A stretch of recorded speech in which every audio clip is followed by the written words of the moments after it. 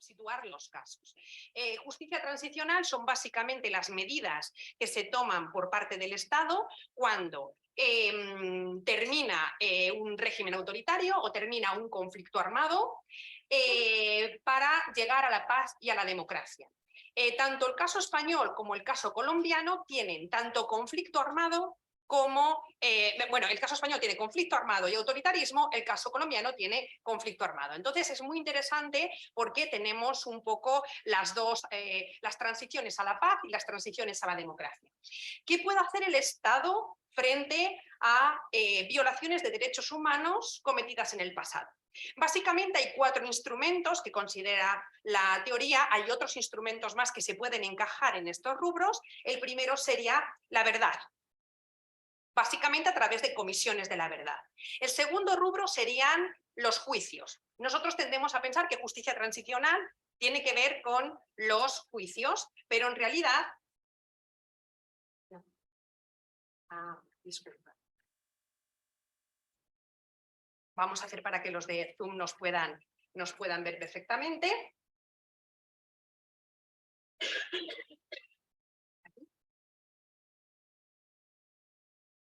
Perfecto. Entonces, hablaba primero el rubro de la verdad a través de las comisiones de la verdad. Segundo, justicia. Pensamos que la justicia transicional está ligada a la apertura de juicios, pero no siempre, es solo uno de los rubros dentro de toda la justicia transicional. El tercero, la reparación, tanto reparación simbólica como reparación más económica. Y el cuarto es un rubro nuevo, digamos nuevo, siempre existía, pero estaba dentro de las reparaciones y después de alguna resolución de la ONU se ha considerado un rubro aparte, que es lo que se llama las garantías de no repetición. Es, a mi juicio, el más importante y el menos estudiado, el más complejo. Por garantías de no repetición estamos hablando de medidas que tienen que ver con reformas en distintos sectores del Estado y de la sociedad para que esto no se vuelva a repetir en un futuro. Entonces, teniendo en cuenta este mapeo, lo que vamos a hacer es ver dónde está Colombia. Colombia tiene o ha tenido medidas tanto de verdad como de justicia y reparación. No me voy a entrar a detener en el caso colombiano porque mis dos colegas van a profundizar, pero acaba de salir publicada la Comisión de la Verdad, una Comisión de la Verdad que ha estado trabajando durante unos años y es muy interesante porque el periodo no solo de trabajo, sino de las violaciones de derechos humanos a los que se refiere es muy amplio, ¿no? Es una cosa muy compleja y esto es muy interesante para la experiencia española, que ya veremos que no existe, cuando nos dicen es imposible que haya aquí una comisión de la verdad. También tienen cuestiones en justicia, ha habido apertura de juicios con problemas, sí, pero ha habido, hay incluso una justicia especial para la paz, con problemas, pero lo hay. Ellos, mis colegas, van a profundizar en este tema. Y tenemos reparaciones, tanto en el rubro de las reparaciones materiales como de las reparaciones simbólicas. Creo que mi colega colombiana va a hablar mucho. Es decir, incluso expresiones culturales, de teatro. Hay otras expresiones muy interesantes dentro de este rubro que se nos escapan y que creo que es interesante que las conozcamos. En el Ministerio de Justicia hay incluso un rubro que se llama justicia transicional, ¿no? Y tienen creada, que podéis entrar directamente en la web, el Sistema Integral de Verdad, Justicia, Reparación y No Repetición. Es decir, tienen institucionalizado la justicia transicional en Colombia. Esto va por delante porque siempre, muchas veces, hablamos del caso español y no nos referimos a otras experiencias de América Latina y en este caso Colombia nos da lecciones en España. ¿Dónde está el caso español?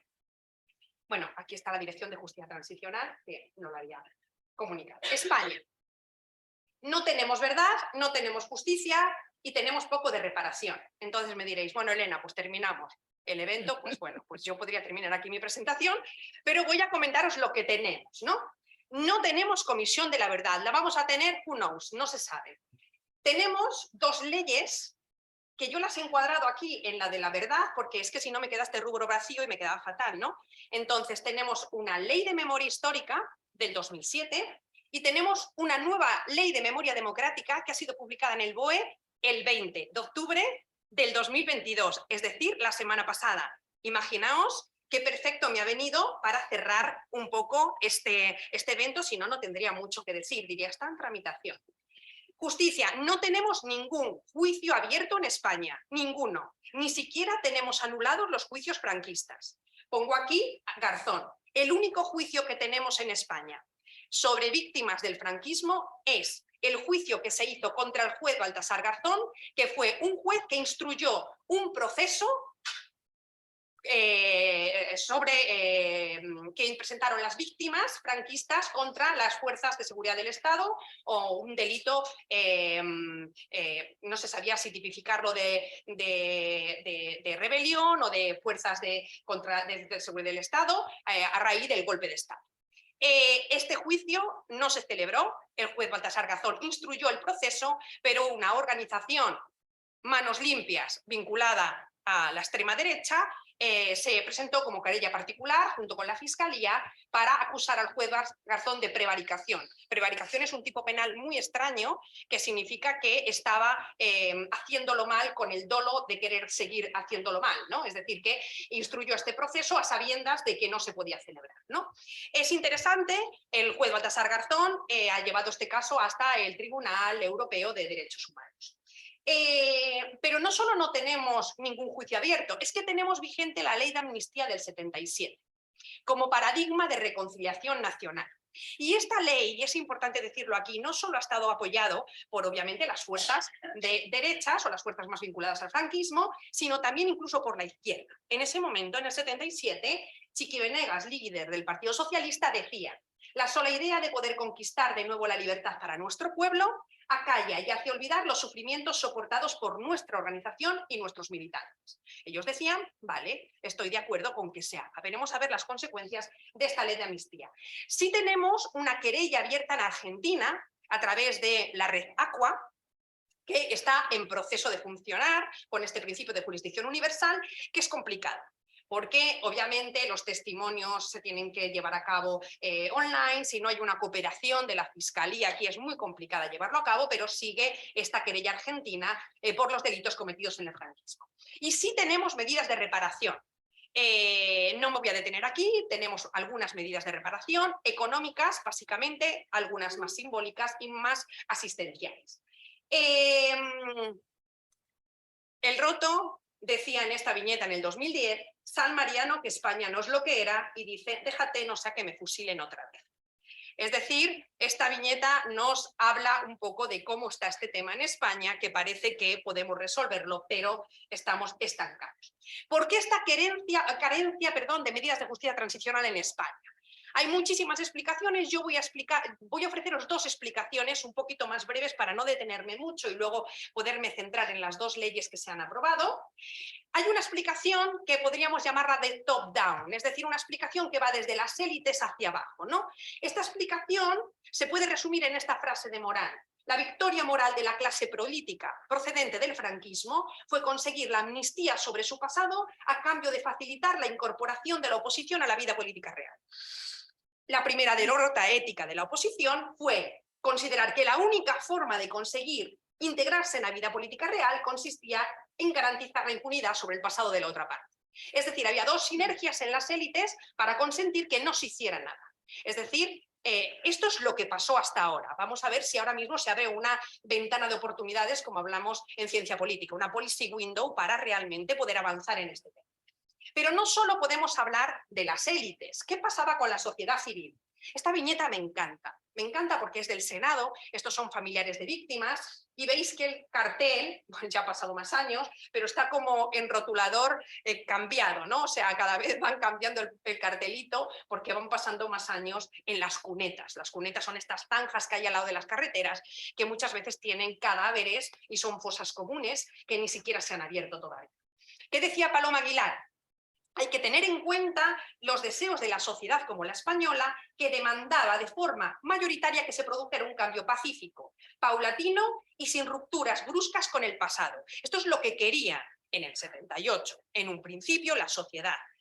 Esta sociedad no olvidaba, prefería fingir que olvidaba el pasado antes que pedir un rendimiento o ningún tipo de rendimiento de cuentas del mismo. No olvidemos que estaba el ruido de los militares, muchísimos problemas en España, esto es lo que pasaba en la transición. Con lo cual tenemos estas dos sinergias, tanto desde las élites como de la sociedad civil, para que aquí este tema no se tocara.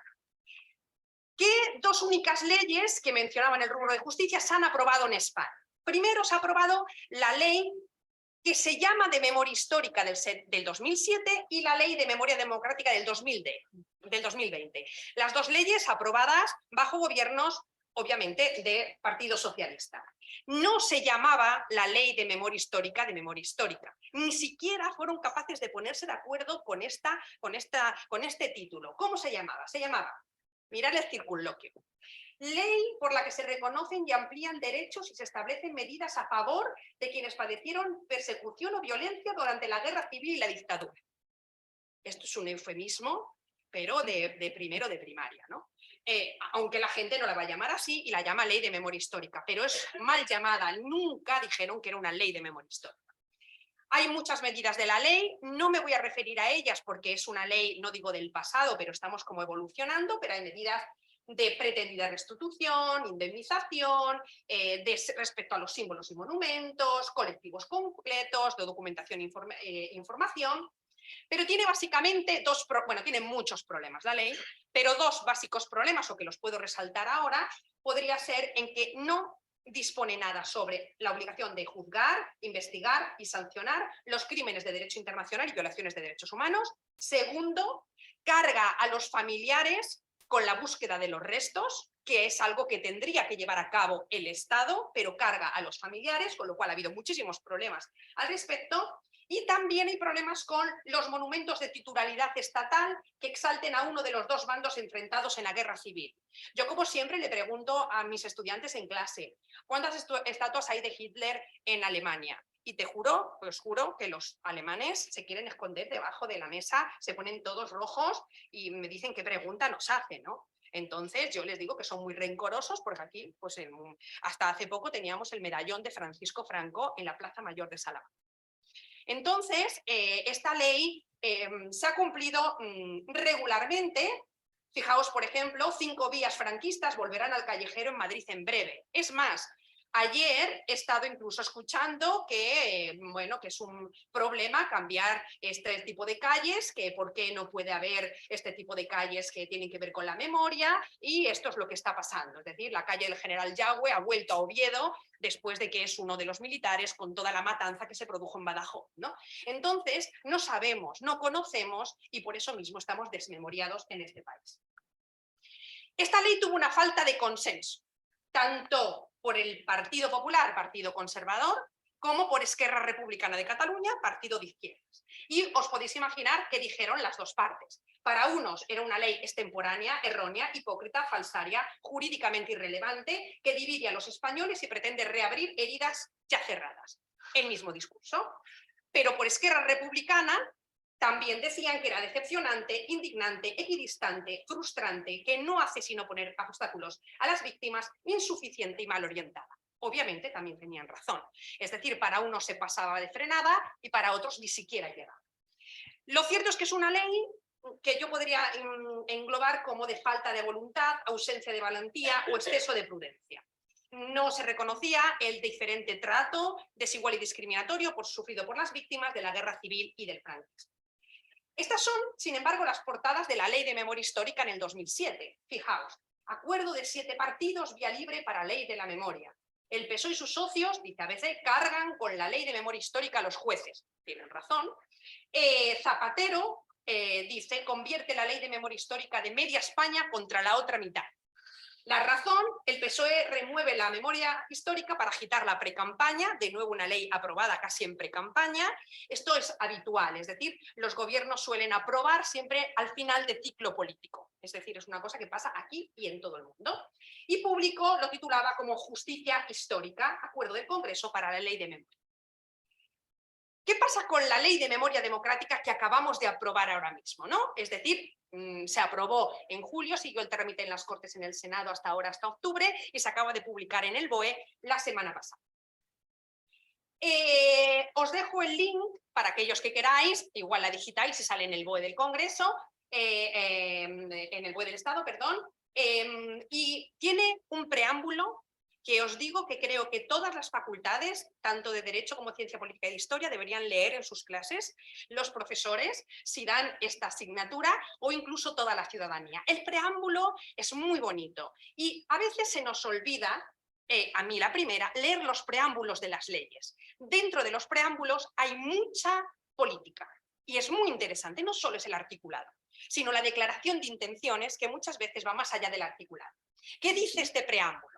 La memoria de las víctimas del golpe de Estado, la guerra de España, no la llama civil, y la dictadura franquista, su reconocimiento, reparación y dignificación representan, por tanto, un inexcusable deber moral en la vida política y es signo de la calidad de la democracia. La historia no puede construirse desde el olvido y el silenciamiento de los vencidos. El conocimiento de nuestro pasado reciente contribuye a sentar nuestra convivencia sobre bases más firmes, protegiéndonos de repetir errores del pasado. La consolidación de nuestro ordenamiento constitucional ya que llevamos una constitución más de 40 años, ahora ya nos permite afrontar la verdad y la justicia sobre nuestro pasado. El olvido no es una opción para la democracia.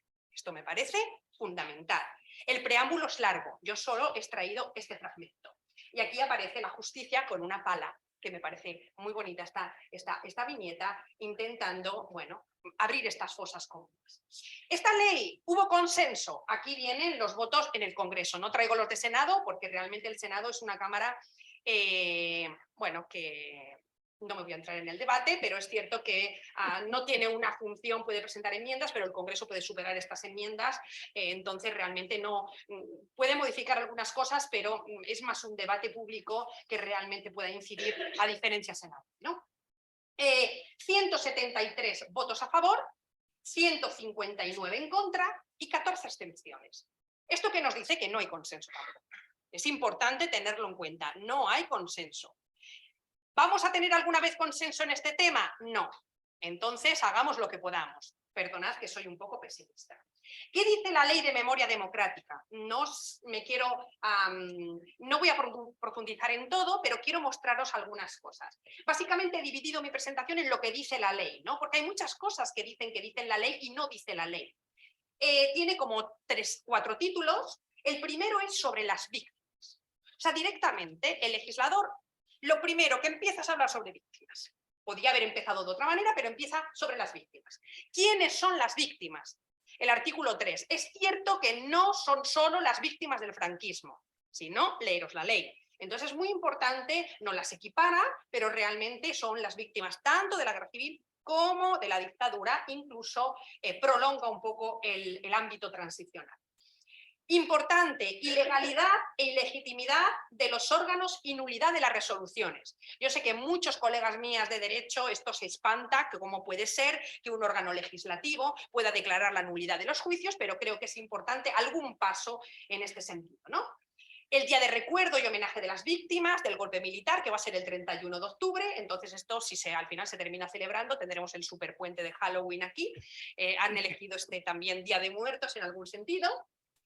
Víctimas del exilio también, y un registro y un censo estatal de víctimas, que estemos en el 2022 y en España todavía no tengamos censado el número de víctimas que hay en España, es una vergüenza, de verdad os lo digo. No sé si habéis tenido la oportunidad de ir al cine a ver la película de 1985 de Argentina, pero cuando uno va a verlo ahí y tiene las gafas puestas de española, dices, ¿qué hicimos nosotros? Nada. Políticas integrales de memoria democrática. Fijaros qué interesante. El título 2 lo dedican a estas políticas integrales de memoria democrática. Y lo dividen en, fijaos, verdad, justicia y reparación. Es decir, los 3 rubros que os había dicho al inicio de la clase como de justicia transicional. Políticas de memoria democrática, una oficina de víctimas y memoria democrática de las mujeres como colectivo especialmente represaliado. Un plan de memoria democrática y un consejo territorial de memoria democrática, es decir, institucionalizar la memoria democrática en España.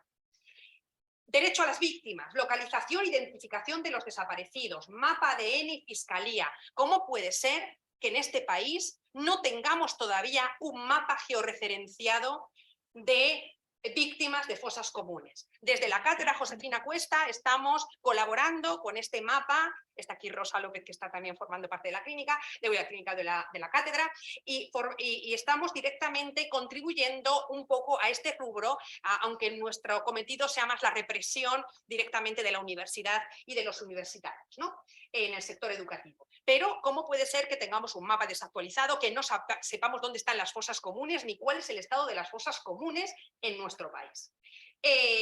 Un registro de víctimas con ADN, es que se nos están muriendo las víctimas, ¿no? Creo que es importante que empezamos a tener un registro, porque si no, no vamos a poder identificar, como de hecho está pasando, es muy difícil a veces identificar los restos, muy difícil.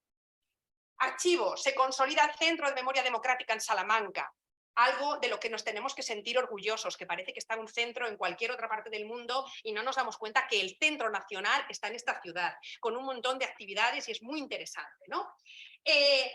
Justicia, aquí está complicado.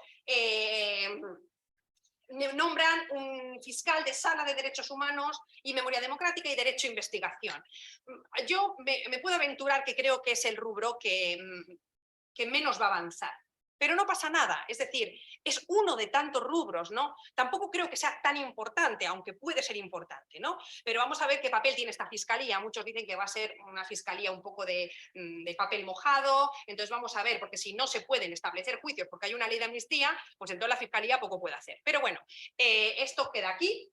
Reparación, tenemos también resarcimiento de bienes incautados y sanciones económicas. ¿Qué pasa con los bienes incautados que no se han devuelto a las familias, ni siquiera a veces se devuelven al Estado o hay problemas?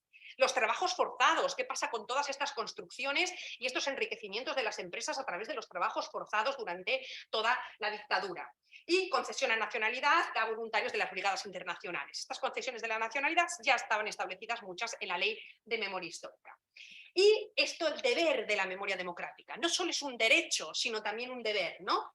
Símbolos y actos públicos contrarios a la memoria democrática sancionados, privación de las subvenciones, ¿cómo puede ser que está la Fundación Francisco Franco y a veces recibiendo subvenciones, disculpad? Condecoraciones y títulos, ¿vosotros sabéis la cantidad de condecoraciones y títulos que tenemos?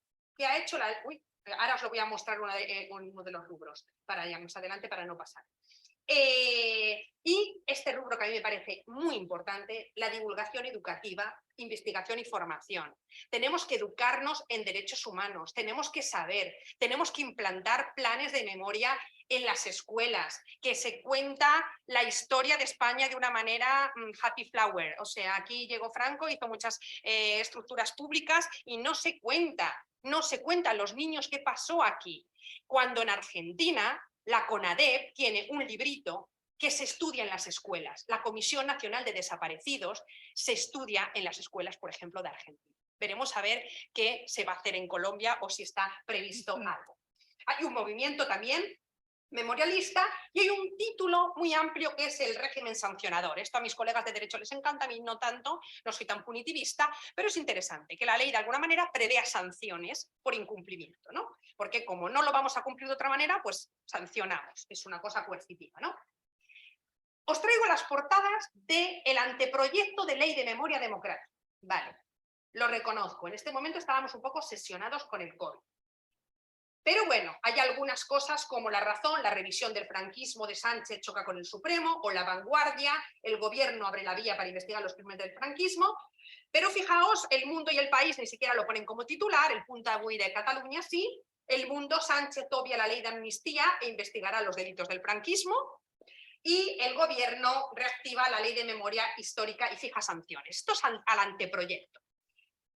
Estas son las portadas de cuando se aprobó en el Congreso la Ley de Memoria Democrática. O sea, aquí Draghi es el que ocupa las portadas y la crisis, pero fijaos dónde está la Ley de Memoria Democrática, pues es que ni se ve, está como amnistía, democrática, tal. Cuando se ha publicado en el BOE, no hay portadas, así que no hay, no existe. Así que no puedo traer las portadas. Brevemente, como se me había pedido un poco un análisis de la ley, confieso que la he leído, pero tampoco he ido punto por punto, pero sí voy y tampoco es el cometido de este seminario, pero sí voy a avanzar algunos avances y algunos retrocesos. Claro, O sea, se acaba de aprobar la semana pasada. Ya me diréis, pero ya estamos retrocediendo. Bueno, retrocediendo es que realmente ausencias más que retrocesos, ¿no? Es decir, lo que no hay en esta ley. ¿Qué hay? Hay un censo de víctimas, pero no hay un censo de victimarios. Claro, es complicado porque tenemos quienes forman parte de los organismos de seguridad del Estado en ese momento, ¿no? Pero claro, hacer una lista cuando no hay procesos es bastante complicado, pero se podría hacer, ¿no? Enseñanza de memoria democrática. Se prevé en los planes de estudio que haya memoria democrática. Esto es un avance y esto es muy importante, porque esto casi es lo más importante, ¿no? Que se sepa qué ha pasado, ¿no? Justicia, declarar ilegales los juicios y las sentencias del franquismo. Esto es importante. Y reparación, pues resarcimiento de bienes incautados, trabajos forzados, lo que había dicho en el rubro anterior. ¿Cuáles son las ausencias? Como la academia nos encanta también criticar, ¿cuáles son básicamente las ausencias? Primero, no hay formación en memoria democrática y derechos humanos en el ejército y en las fuerzas de seguridad del Estado. Vemos a ver qué pasa en Colombia. Esto es un big issue, eso es muy complicado, pero bueno, sabemos perfectamente las cartas que se han hecho también en medios de comunicación por las Fuerzas Armadas sobre este tema, qué pasa con las fuerzas de seguridad del Estado. Bueno, es muy complicado, pero no se establece nada, no se toca o no se prevé en un principio en la ley. Problemas también la digitalización de la documentación de la represión.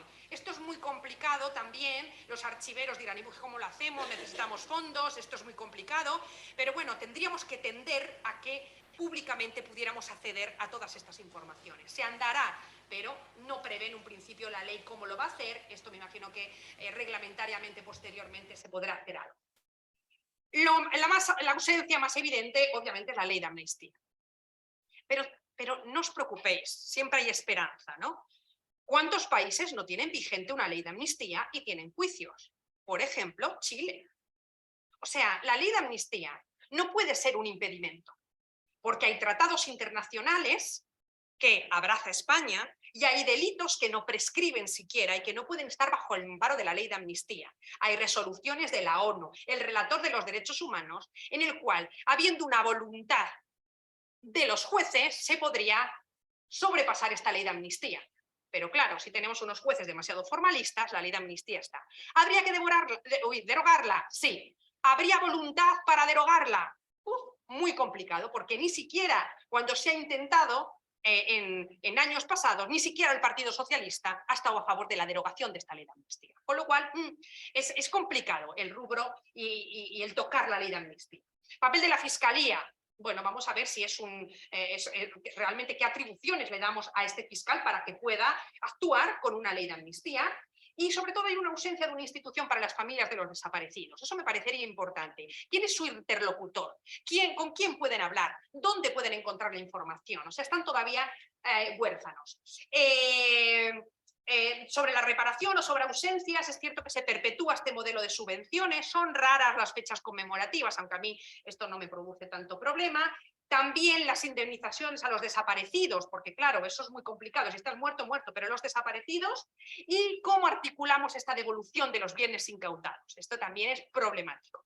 Pero bueno, ¿es una ley imperfecta? Sí, como todas. ¿Es un avance? También. Con lo cual, yo intento ser optimista y pensar que algo que se podría hacer se ha hecho.